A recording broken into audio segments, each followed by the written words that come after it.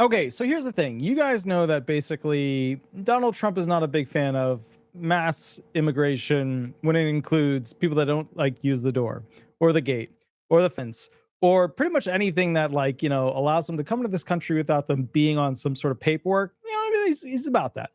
Whereas Biden, buying through Harris, because she was put in charge of fixing it and then didn't do anything about it. So basically, Biden era, they were letting tons of people in. And they were selling the idea to the American people that we need more immigrants in this country because our fertility rates are really bad. They do the jobs that most Americans don't want to do. And at the end of the day, they usually find fake social security numbers. They find real social security numbers and real social security people. And I always wondered how they did this. And then we found OIG, Office of Inspector General on behalf of the SSA, arrested some SSA employees for distributing, live social security numbers and things like that. So what I've kind of come to the conclusion with this whole situation is that there was an epic level of fraud on behalf of the Democratic Party when it comes to illegal immigrants coming, and even legal immigrants using other people's social security numbers, social security cards, stuff like that, to find and work jobs. And, some people argue, hey, it actually helped because they paid money into, FICA taxes, they paid money into the system, et cetera, et cetera. My argument is always, hey, let's set these people up to become citizens and have them do it just the legal way. You know what I mean? It's kind of weird. All right, look, hear me out. Yes, we had a lot of people that were working on farms that were then kicked out of this country. Was that good? No, it was not good because we could have just put them on a fast track to be set up to do, their own social security number. Now, did a bunch of them create fraud by being here and using somebody else's social security number to make whatever payments went to them legal? Or did they get paid under the table a lot and not have to pay FICA taxes? Yeah, but we could have done it a little differently because the people that have been here over the past, 4 or 5 years that were working jobs, consistently doing a good job, making money, supporting their family. Hey, you know what I mean? But then you also have a significant amount of immigrants that go on to SSI, such as SSI for entrance. They get their 7 years of SSI. You have a significant amount of immigrants that are just coming to this country, having children and making Americans. And so, kind of the bottom line is we get into a feisty, difficult thing with this situation. But lest you forget, Trump is on a warpath. Sorry, my printer's a little crappy right now. Trump is on a warpath. Let's see. Office of Inspector General, previously deported Mexican citizen, pleads guilty to aggravated identity theft and illegal reentry. This was on August 7th, 2025. Solomon Jamie Salgado, 61, pled guilty today to aggravated identity theft and illegal reentry, acting U.S. Attorney Kimberly A. Sanchez announced.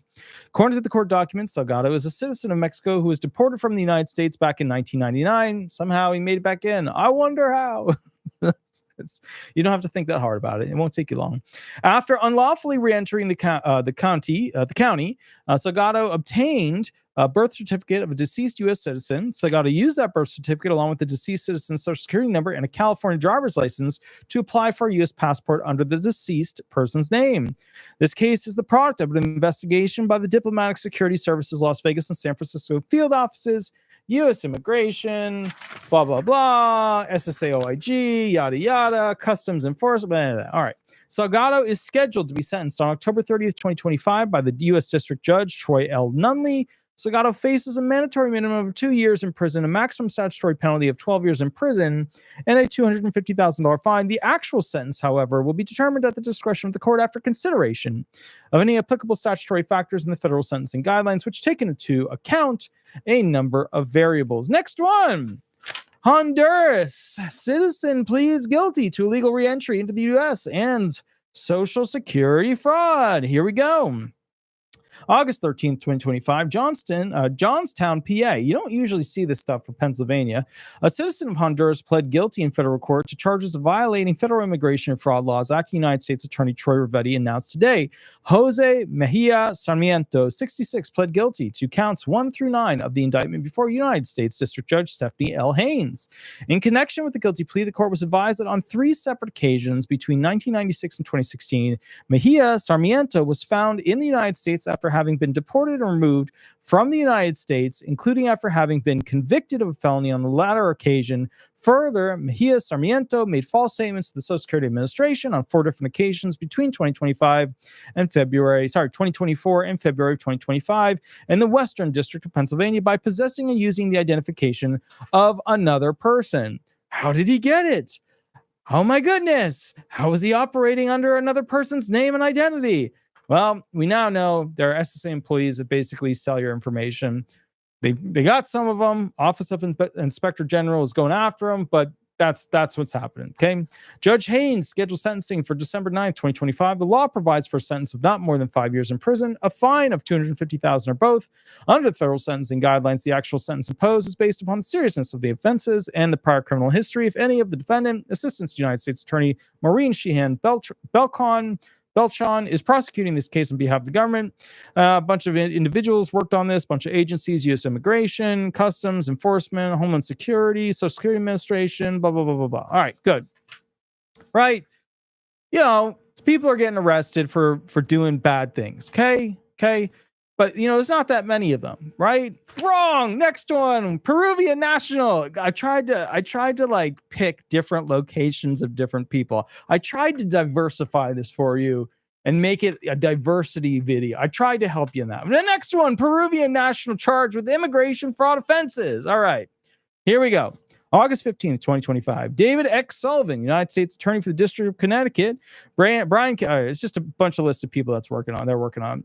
All right, Caballero Bernabe, I don't know, was arrested yesterday and is currently detained. So he was arrested yesterday. So like August 14th, he was arrested.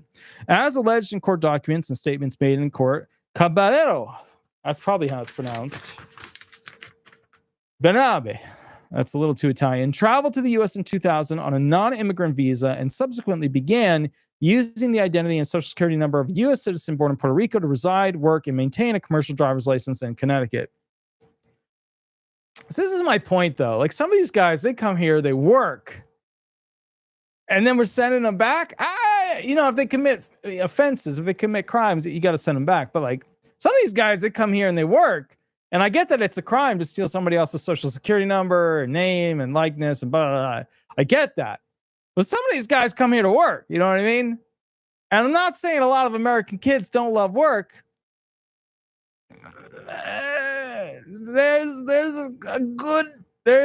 There's a handful of young Americans who never want to work. I'm not going to say to the level of a Raisin Bran 2 scoops formula. I will not go that far, but I will say this: there is a level that don't want to work. I have to spin it out. Okay, here we go. Here. Caballero Bernabe. That's way too Italian. Also, used the fraudulent identity and social security number to apply for a U.S. passport in 2005. Renewed it in 2015 and used it to travel internationally. In 2021, the U.S. passport was renewed by the name of Byron Ruiz after Caballero Bernabe completed the probate court process for a name and gender change. Oh man, this is spicy. This is spicy. You got a name change. You got a gender change. Caballero Bernabe again traveled internationally using the renewed passport. It is further alleged that this investigation began after the individual whose identity Caballero Bernabe had originally stolen applied to the Social Security Administration seeking Social Security disability benefits in 2022 and was informed that a person in Connecticut had been earning income using the same Social Security number. Caballero subsequently made multiple false statements to federal agents investigating this matter. So somebody showed up and said, hey, buddy, somebody else is earning on this social too. The complaint charges Caballero Bernabe with passport application fraud, which carries a maximum term of imprisonment of 10 years, misuse of passport, which carries a maximum term of imprisonment of 10 years, making a false claim of U.S. citizenship, which carries a maximum term of imprisonment of 3 years, although I'm sure that's going to be higher. Trump will probably change that one. Misuse of Social Security account number, which carries a maximum term of imprisonment of 5 years. That should be higher. Aggravated identity theft, which carries a mandatory term of imprisonment of 2 years, and making false statements, which carries a maximum term of imprisonment of 5 years. U.S. Attorney Sullivan stressed that a complaint is only a charge and not evidence of guilt. Although, with this situation, you know, charges are only allegations, and the defendant is presumed innocent unless and until proven guilty beyond a reasonable doubt. You know they did a lot of investigation with this one. This investigation is being conducted by the U.S. Department of State Diplomatic Security Service, Homeland Security, blah, blah, blah, Department of Transportation, blah, blah, blah. This case is part of the Operation Takeback America. Here it is. Here it is. A little bit of Trump advertisement right there. A little bit of a little propaganda right there. This case is part of Operation Takeback America, a nationwide initiative that marshals the full resources of the Department of Justice to repel the invasion of illegal immigration, achieve the total elimination of cartels and transnational criminal organizations, and protect our communities from the perpetrators of violent crimes. Operation. You gotta make it sound like a hernia is about to explode. America. Like, give it the full, like, if your liver is not about to implode, then you're not doing it correct. All right. So just dig deep like you're about to have something very Chipotle happen. All right, let's keep going. Operation Takeback America streamlines efforts and resources from the department's organized crime drug enforcement task forces, OCDETF. It's a horrible acronym. Where do you work, Bill? Well, I work at OCDETF. Oh, okay. Sure. That's like a lot of letters there. I guess they ran out of 3-letter options. Department of Organized Crime Drug Enforcement Task Forces and Project Safe Neighborhood, PSN. That one's straightforward. All right. I tried to diversify the places that the immigrants came from because I was trying to give you a wide cultural understanding of what was going on. I know that you all love these videos. I will catch you a little bit later. Please remember to like and subscribe. So many of you don't hit the like button. You just hover over it. You don't want to. You just don't get enough snuggles from it. So you don't want to. Please like the like button. Okay. Head on over to Google, type in Disability Resolution Law Firm, Disability Resolution Florida. Throw some stars up there if you want. It's the company page, Disability Resolution Florida. With that said, I'm going to be going live in the next video to answer questions for free. Also, very important, we're going to go live for about 30 minutes. If you want me to have a full 30-minute session with you or a full 60-minute session, although we usually do about hour, 10 hour, and 15 minutes when they pay for the full hour, there's a mini contract below where, you call me up, we'll get you set up, we'll put you on the hearing calendar, and we'll go through the entire legal situation with you. I will catch you at the next video in about 5 minutes. Please remember to like and subscribe, and please be happy. You're alive. Life is okay. I'll catch you soon. All right. Bye-bye, everybody. Bye-bye.